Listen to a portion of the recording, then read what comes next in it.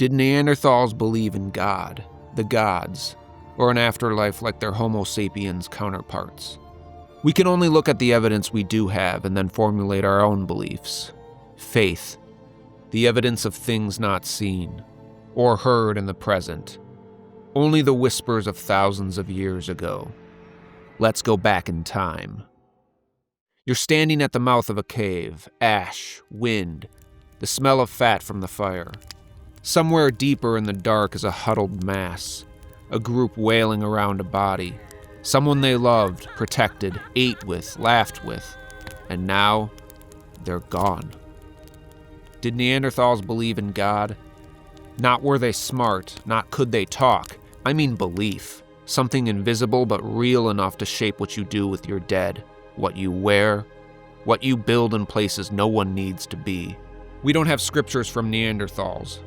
There are no holy texts or oral traditions painted on cave walls in any way we'd recognize now. We get fragments. Burials at sites like Shanidar, hotly debated for decades. Talons worn like jewelry at Krapina. Ochre used and curated in ways that look more like meaning than just standard operating utility. And structures built deep inside Bruniquel Cave, far from daylight. What did they believe in really? Is it possible to have a shared belief in the supernatural, even if there isn't widespread trade and flow of ideas? If culture is more insulated to small bands of hunter-gatherers in a cold world and not society at large? Let's gather the witnesses: stone, pigment, and bone. God means something different to many peoples across many times. The idea of a fundamental life force that is omnipresent and manifests everywhere.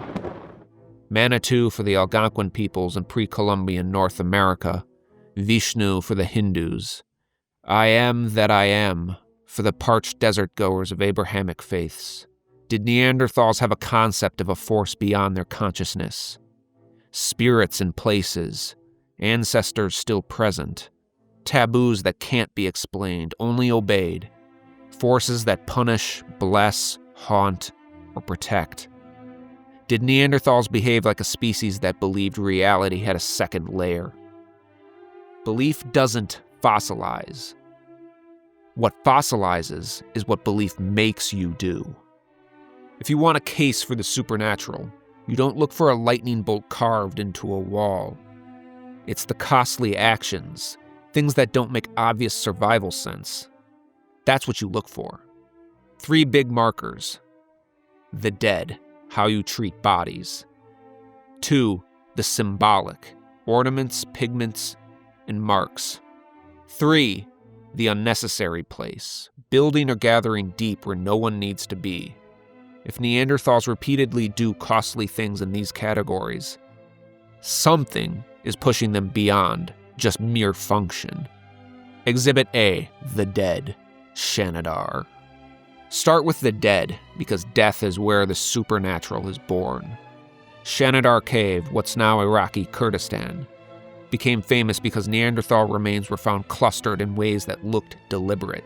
And one individual, Shanidar 4, was claimed to be surrounded by flower pollen, leading to the famous flower burial story. But newer research argues that the pollen could have arrived through insects, not bouquets, meaning the flowers for the dead detail might be wrong. Still, the idea of insects carrying pollen around the body of a lone Neanderthal and flowers blooming on the remains makes me shudder at the sheer beauty of the universe. Flowers bloom on the body of one who was once conscious to recognize their own beauty. So does that kill the whole burial idea? No, because the deeper question isn't flowers or no flowers. It's our bodies being placed, revisited, and treated differently from trash. Because the moment you treat a corpse with care, you're doing something expensive. You're spending time and energy on something that will never hunt again, never gather again, and that implies the dead still matter, even after they're gone.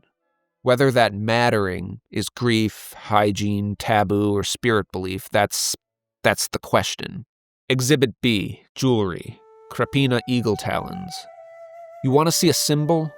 Something that means something greater but whose message is hidden?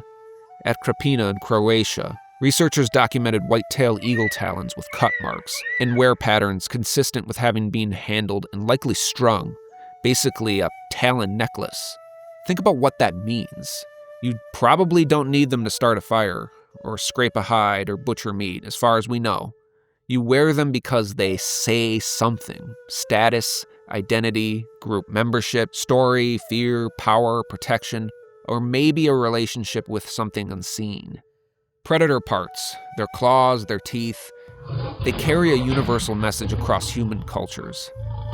I can touch danger and live. Maybe it's bravado, maybe it's protection. Sometimes, though, it's sacred. Symbols are social. They only work if other people recognize them. Money exists because people believe in it. If no one cared, it would be useless pieces of paper or ones and zeros in a worthless bank account. If I see a naturally made cross in the dirt, does the dirt or the wind care that it made a symbol? No. It's me that attaches meaning. I see the crucifix. I impart the meaning, whether it's heaven-sent or not. Exhibit C, ochre, the blood of belief. Red and yellow pigments made from iron-rich minerals. For decades, pigments have sat in this uncomfortable zone.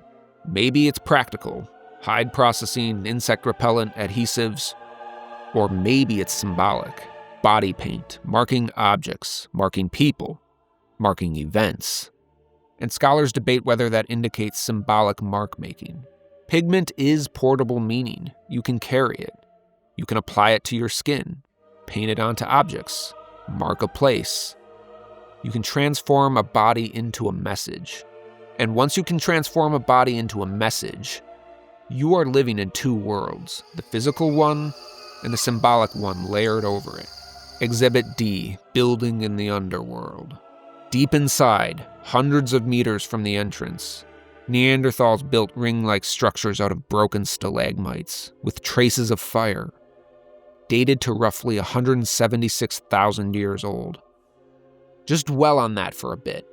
176,000 years ago, when modern humans have not stepped foot in Europe. Probably. The continent belongs to the Neanderthals. And they went so deep into that cave and made structures and lit fires. Deep caves are hostile. No sunlight, navigation hazards, smoke problems, a logistical nightmare. So why go that far in? And why build? One answer is practical, maybe sheltering or storage. But deep caves aren't good houses. Another answer is harder to ignore. This is placemaking, a chosen chamber, a constructed space, the use of fire in the belly of the earth. Across all of human history, the deep underground tends to attract the supernatural like haunted moths to the flame. Underworlds, ancestors, spirits, tests, initiations. Bruniquel doesn't prove gods, but it does prove something that makes gods possible.